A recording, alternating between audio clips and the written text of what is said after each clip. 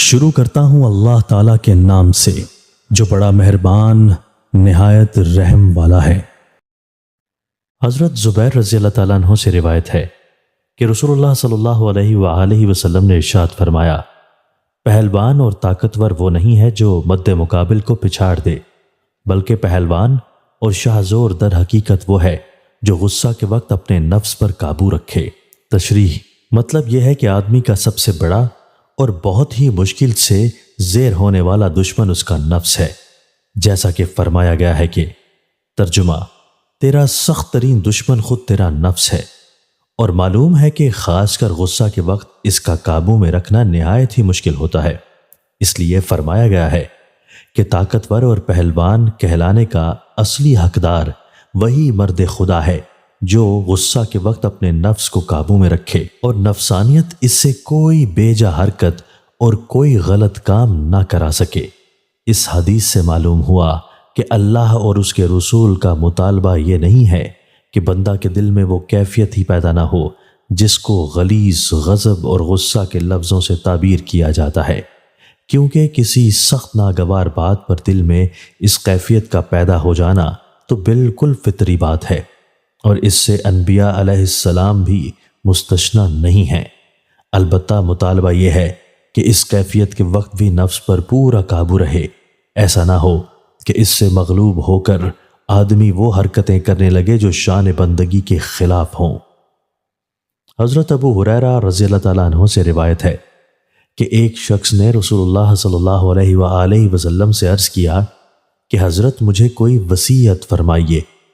آپ نے ارشاد فرمایا کہ غصہ مت کیا کرو۔ اس شخص نے پھر اپنی وہی درخواست کئی بار دہرائی کہ حضرت مجھے اور وصیت فرمائیے، مگر آپ نے ہر دفعہ یہی فرمایا کہ غصہ مت کیا کرو۔ تشریح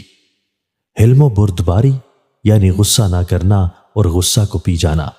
رسول اللہ صلی اللہ علیہ وآلہ وسلم نے امت کو جن اخلاقی تاکید و اہتمام کے ساتھ تعلیم دی ہے ان میں سے ایک حلم و بردباری بھی ہے۔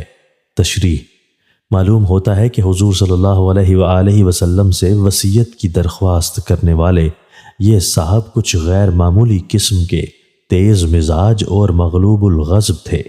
اور اس وجہ سے ان کے لیے مناسب ترین اور مفید ترین وصیت اور نصیحت یہی ہو سکتی تھی کہ غصہ نہ کیا کرو۔ اسی لیے رسول اللہ صلی اللہ علیہ وآلہ وسلم نے بار بار ان کو یہی ایک نصیحت فرمائی۔ اور یہ بھی واقعہ ہے کہ بری عادتوں میں غصہ نہایت ہی خطرناک اور بہت ہی بد انجام عادت ہے۔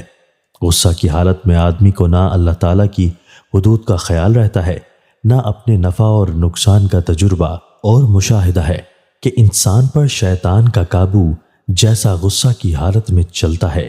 ایسا شاید کسی دوسری حالت میں نہیں چلتا۔ گویا اس وقت انسان اپنے بس میں نہیں ہوتا بلکہ شیطان کی مٹھی میں ہوتا ہے۔ حد یہ ہے کہ غصہ کی حالت میں آدمی کبھی کبھی کفریہ کلمات بھی بکنے لگتا ہے۔ اسی لیے رسول اللہ صلی اللہ علیہ وآلہ وسلم نے ایک دوسری حدیث میں فرمایا ہے، غصہ دین و ایمان کو اس طرح خراب کر دیتا ہے جس طرح کہ ایلوا شہد کو خراب اور بالکل ہی کڑوا کر دیتا ہے۔ لیکن واضح رہے کہ شریعت میں جس غصہ کی ممانعت اور سخت مذمت کی گئی ہے اس سے مراد وہی غصہ ہے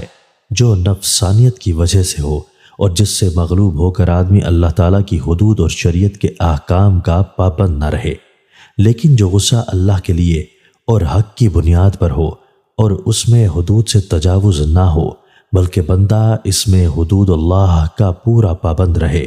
تو وہ کمال ایمان کی نشانی اور جلال خداوندی کا عکس ہے۔ حضرت واصلہ ابن الاسقع سے روایت ہے کہ رسول اللہ صلی اللہ علیہ وآلہ وسلم نے فرمایا، تم اپنے کسی بھائی کی مصیبت پر خوشی کا اظہار مت کرو، اگر ایسا کرو گے تو ہو سکتا ہے کہ اللہ اس کو اس مصیبت سے نجات دے دے اور تم کو مبتلا کر دے۔ تشریح جب دو آدمیوں میں اختلاف پیدا ہوتا ہے اور وہ ترقی کر کے دشمنی اور عداوت کی حد تک پہنچ جاتا ہے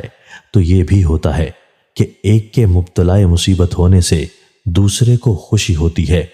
اس کو شماتت کہتے ہیں۔ حسد اور بغض کی طرح